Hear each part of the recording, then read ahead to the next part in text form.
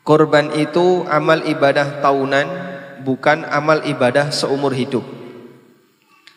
Saya membuat kesimpulan ini karena umumnya masyarakat mereka beranggapan bahwa kurban itu amal ibadah seumur hidup. Makanya ada istilah kurban untuk dalam sebuah keluarga ya.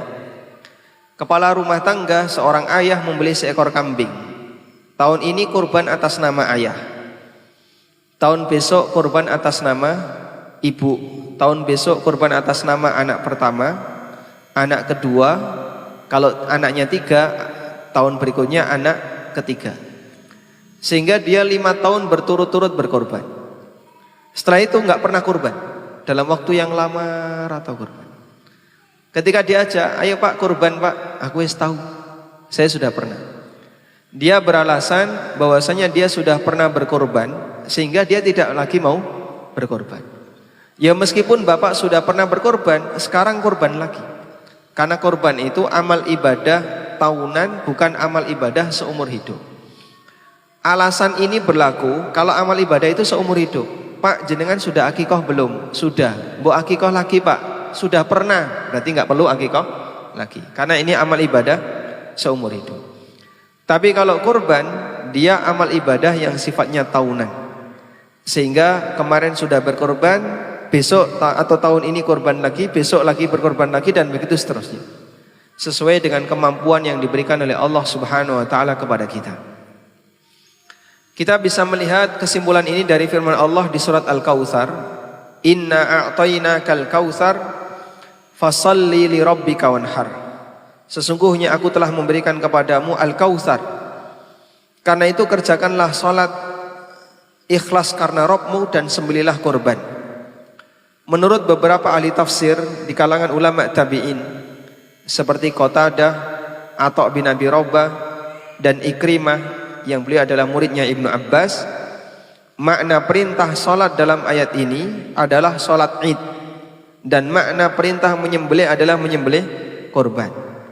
Artinya begini, Allah perintahkan kerjakanlah sholat id dan sembelihlah korban. Sebagaimana sholat id dikerjakan setiap tahun sekali, korban juga dikerjakan setiap tahun sekali. Sehingga amal ibadah ini bukan amal ibadah seumur hidup, tapi amal ibadah setiap tahun. Yang kedua, yang mampu harus berkorban. Dalil tentang ini adalah sabda Nabi SAW dalam hadis dari Abu Hurairah radhiyallahu anhu yang diriwayatkan oleh Imam Ahmad. Rasulullah SAW bersabda, "Man kana lahu sa'atun wa lam yudhi fala yaqrabanna musallana." Siapa yang punya kemampuan tapi tidak mau berkorban, enggak usah dekat-dekat dengan tempat sholat kami. Tempat sholat kita apalah? Tempat sholat kita adalah masjid.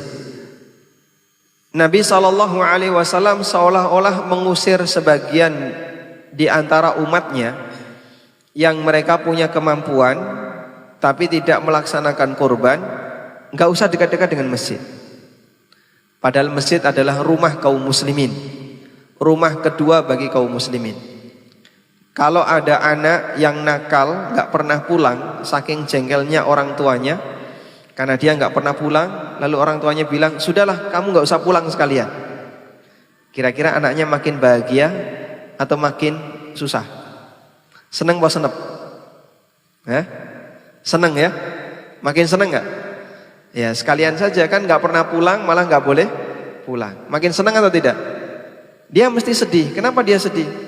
Karena kalimat ini menunjukkan hukuman dari orang tua, bukan kasih sayang orang tua kepada anaknya.